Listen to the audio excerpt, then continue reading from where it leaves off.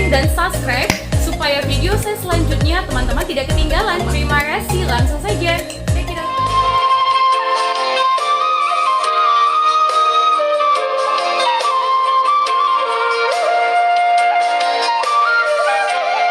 "20 fakta kesamaan tradisi Batak Toba dengan tradisi Israel kuno."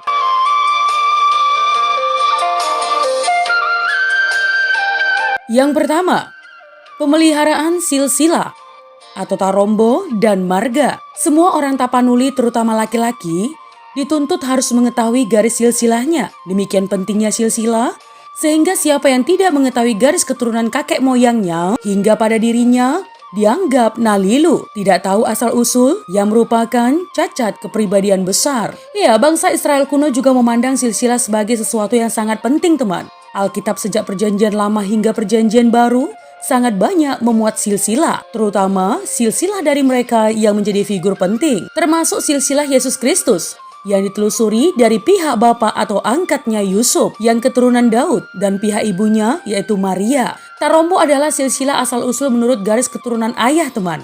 Dengan tarombo, seorang Batak mengetahui posisinya dalam marga.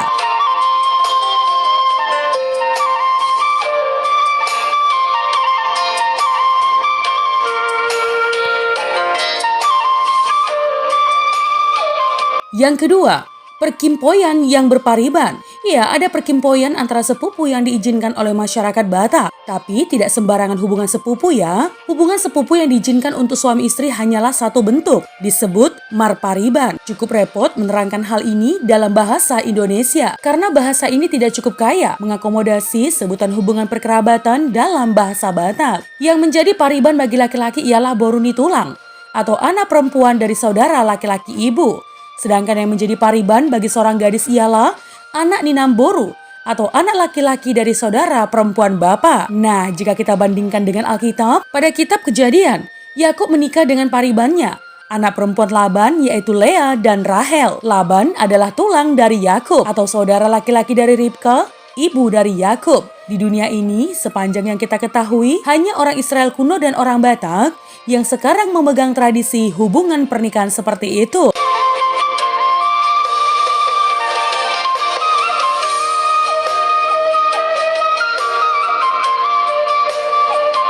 Yang ketiga, pola alam semesta. Ya, orang Batak membagi 3 besar pola alam semesta, yaitu Banua Gijang atau alam sorgawi, Banua Tonga atau alam dimensi kita, dan Banua Toru atau alam maut. Bangsa Israel kuno juga membagi alam dengan pola yang sama.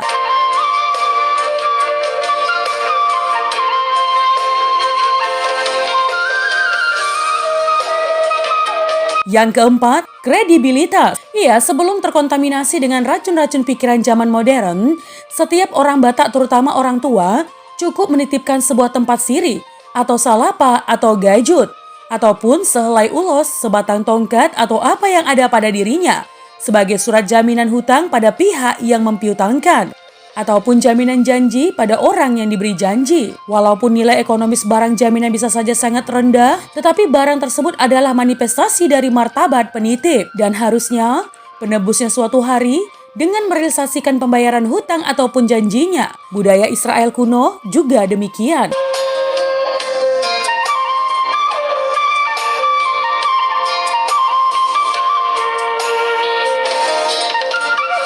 Yang kelima, hierarki dalam pertalian semarga.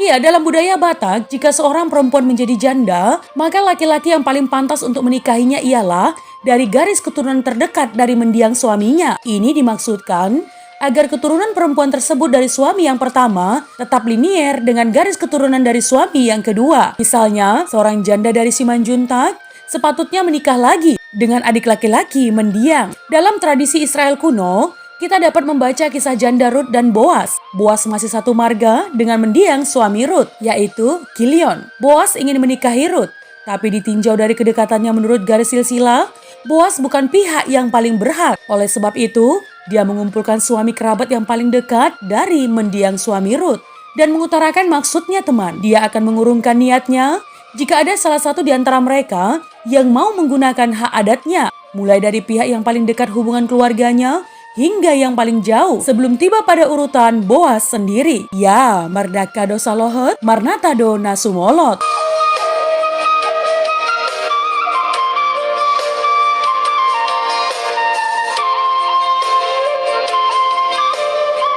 Yang keenam, vulgarisme. Ya, setiap orang dapat marah, tetapi caci maki dalam kemarahan berbeda-beda pada tiap-tiap etnis. Dalam sumpah serapah seorang Batak, tak jarang memungut selai daun atau ranting kecil atau apa saja yang dapat diremuk dengan mudah. Maka sambil merobek daun atau mematahkan ranting yang dipungut dicabik dari pohon, dia mengeluarkan sumpah serapahnya. Saya diri pason de bata maau songonon, moloso hudege, hubasbas, huripason ho anon. Terjemahannya kira-kira begini teman. Beginilah kiranya Tuhan menghukum aku. Kalau kamu tidak kuinjak, kulibas, kuhabisi. Robeknya daun atau patahnya ranting dimaksudkan sebagai simbol kehancuran seterunya. Orang-orang Israel kuno juga sangat terbiasa dengan sumpah serapah yang melibatkan Tuhan di dalamnya. Vulgarisme seperti ini terdapat banyak dalam kitab Perjanjian Lama. Di antaranya serapah Daud pada Nabal. 1 Samuel 25, perhatikan ayat 22 yang persis sama dengan sumpah serapah orang Batak.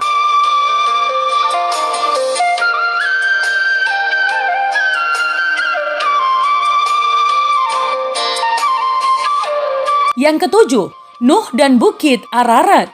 Ya, ada beberapa etnik di dunia ini yang mempunyai kisah banjir besar yang mirip dengan air bah di zaman Nuh. Tiap etnik berbeda alur ceritanya, tetapi polanya serupa. Etnik Tapanuli juga punya kisah tentang air bah teman. Tentu saja formatnya berbeda dengan kisah Alkitab. Apabila orang-orang yang sudah uzur ditanya tentang asal-usul suku Batak, mereka akan menceritakan mitos turun-temurun yang mengisahkan kakek moyang orang Batak diyakini Mapul Taksian Bulu di puncak bukit Pusuk Buhit. Pusuk Buhit adalah sebuah gunung tunggal yang tertinggi di Tapanuli Utara teman, di pinggiran Danau Toba. Pusuk Buhit sendiri artinya adalah puncak gunung. Iya, Pusuk Buhit tidak ditumbuhi pohon. Jelasnya tidak ada bambu di sana. Yang ada hanya tumbuhan perdu, ilalang, dan rumput gunung. Bambu, dari mana kakek moyang keluar? Menurut nalar, mendarat di puncak gunung itu. Dan mereka keluar dari dalamnya setelah bambunya meledak hancur. Mengapa ada bambu pada puncak Pusuk Buhit yang tandus dan terjal? Tentu saja karena genangan air yang mengapungkannya, yang tak lain adalah banjir besar. Nah teman, dapat dipahami mengapa jalan cerita menjadi seperti itu. Karena setelah ribuan tahun terpisah dari induk mangsanya, narasi jadi berbeda. Ya, Bataranu berubah menjadi sebentuk perahu bambu berbentuk pipa yang kedua ujungnya ditutup. Dan Bukit Ararat berubah menjadi Pusuk Buhit.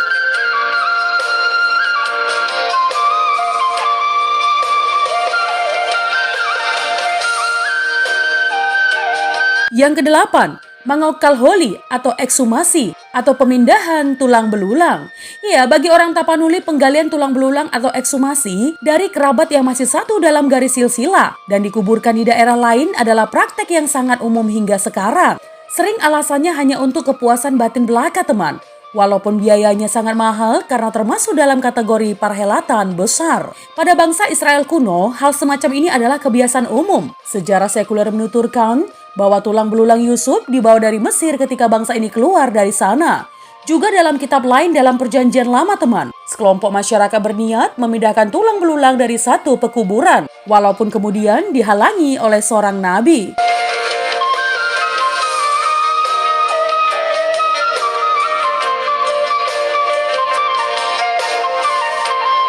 Yang kesembilan, meratap atau ratapan adalah wajar bagi kita jika satu keluarga menangis dikelilingi anggota keluarga dan seseorang meratapinya.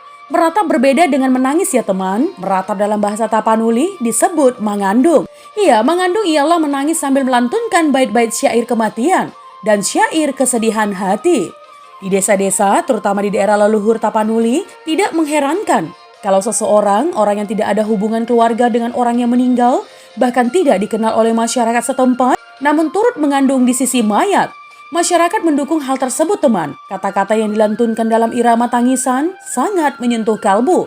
Ya, bagaimana dengan bangsa Israel? Dari sejarah diketahui bahwa ketika Yusuf atau Perdana Menteri Mesir meninggal, sanak keluarganya membayar para peratap untuk mengandung. Kitab Perjanjian Lama dan Perjanjian Baru berkali-kali mencatat kata-kata ratapan, meratap, peratap. Kitab Ratapan yang ditulis oleh Raja Salomo dalam praktek Israel kuno adalah Syair-syair yang dilantunkan sambil mengandung, kendati bukan pada acara kematian.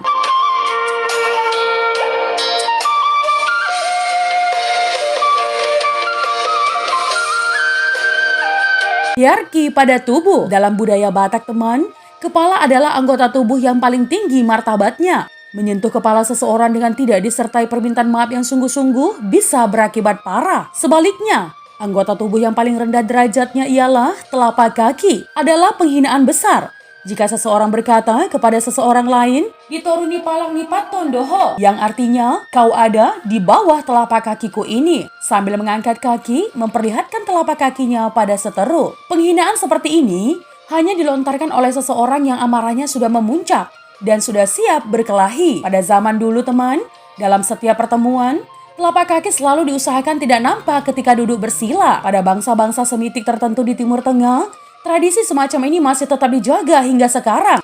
Karena memperlihatkan telapak kaki pada orang lain adalah pelanggaran etika yang berat. Karena telapak kaki tetap dianggap anggota tubuh yang paling hina derajatnya.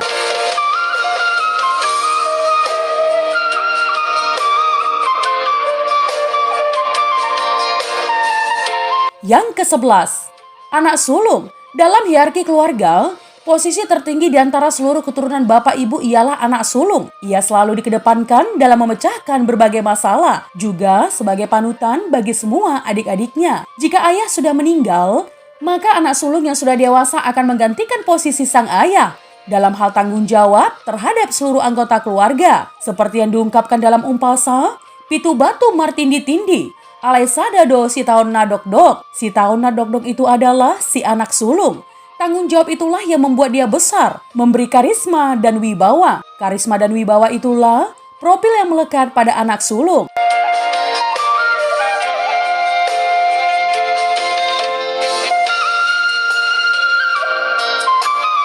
Yang ke-12, hingga sekarang posisi perempuan dalam hubungan dengan pencatatan silsilah selamanya tidak disertakan karena perempuan dianggap milik orang lain, menjadi paniaran di marga yang berbeda. Hal yang sama terjadi pada bangsa Israel kuno, teman. Bangsa ini tidak memasukkan anak perempuan dalam silsilah keluarga.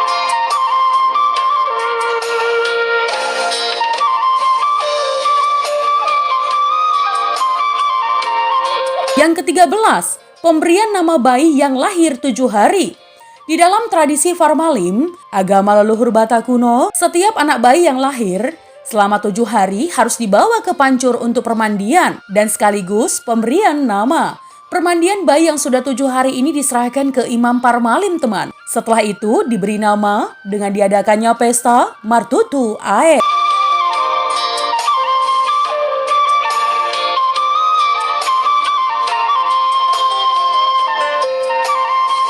Yang ke-14, monoteisme Hamalimon, Farmalim atau Ugamo Malim. Agama leluhur bangsa Batak atau Farmalim, kaum minoritas yang tegar mempertahankan nilai leluhur Batak. Kata Malim berasal dari bahasa Arab yang terdapat di kitab-kitab suci, yang berarti suci dan saleh, dari asal kata mualim. Dalam bahasa Arab, mualim merujuk kepada istilah orang suci yang menjadi pembimbing dan soko guru. Farmalim di istilah Batak berkembang ke dalam pengertian orang-orang saleh berpakaian sorban putih. Farmalim merupakan agama monoteis asli bangsa Batak Toba. Farmalim sudah ada sejak 497 Masehi atau 1450 tahun Batak.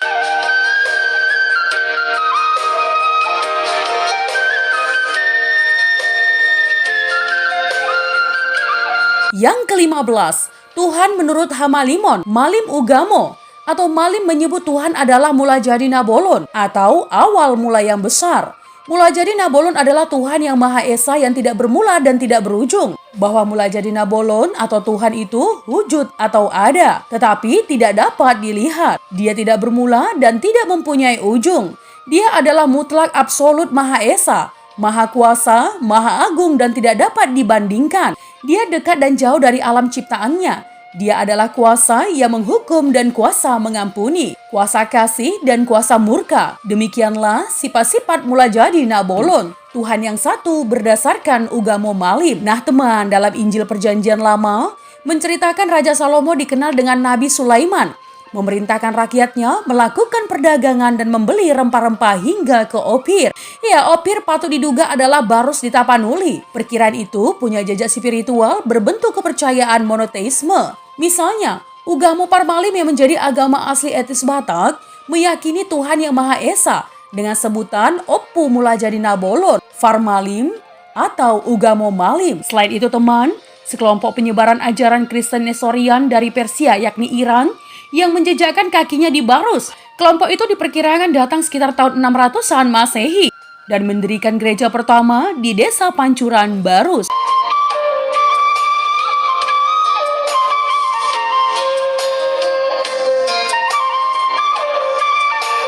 Yang ke-16, ibadah Farmalim. Dalam melaksanakan ibadah, Farmalim melaksanakan upacara atau ritual Patikni Ugamo Malim untuk mengetahui kesalahan dan dosa, serta memohon ampun dari Tuhan Yang Maha Esa yang diikuti dengan bergiat, melaksanakan kebaikan, dan penghayatan semua aturan Ugamo Malim.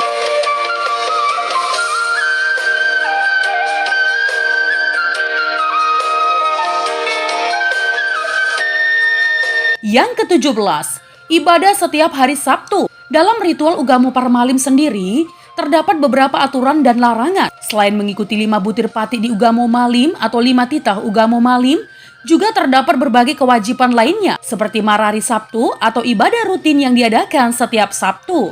Nah teman, dalam menjelang hari Sabtu, pengikut Farmalim dilarang bekerja untuk melakukan kegiatan apapun. Penganut Farmalim melakukan ucapan syukur pada setiap hari Sabtu.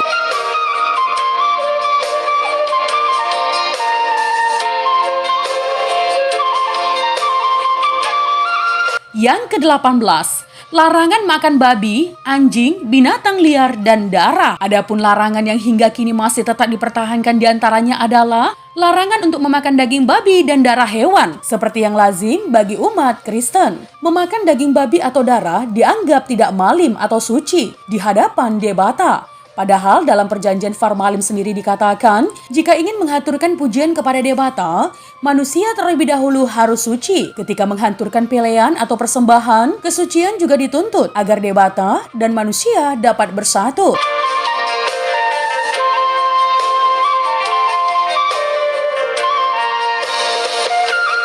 Yang ke-20, kisah atau mitos. Dalam kitab Farmalim, yakni Tumbaga Holing, terdapat kisah manusia pertama, Adam dan Hawa, termasuk Taman Eden di mana Hawa digoda si ular. Hal itu dalam istilah bahasa Batak Toba. Nah teman, Farmalim itu bisa jadi merupakan ajaran usianya sudah ribuan tahun, jauh sebelum Islam dan Kristen masuk dan mempengaruhi keyakinan etnis Batak. Demikian pula dengan simbol dan pakaian kebesaran kerajaan Batak Toba dan Farmalim, agama leluhur bangsa Batak Toba, cenderung mendekati simbol-simbol agama Samawi. Misalnya, tongkat, pedang, sorban berwarna putih serta stempel kerajaan. Jika dihubungkan cerita tentang penemuan mumi Mesir yang dibalsemi dengan rempah-rempah pengawet, diantaranya kanfer atau kapur barus, serta kisah tentang Raja Nabi Sulaiman atau Salomo membutuhkan rempah-rempah dari Opir atau barus di Tapanuli.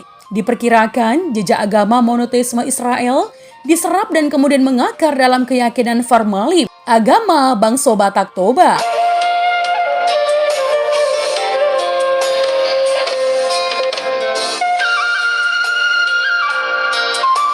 Nah teman, itu tadi adalah 20 fakta kesamaan tradisi Batak Toba dengan tradisi Israel kuno. Jika ada kesalahan dalam penyampaian informasi, mohon dimaafkan ya teman. Untuk kritik dan saran yang membangun, langsung saja tinggalkan di kolom komentar. Menjadi bijak, menjadi cermat itu penting. Terima kasih teman.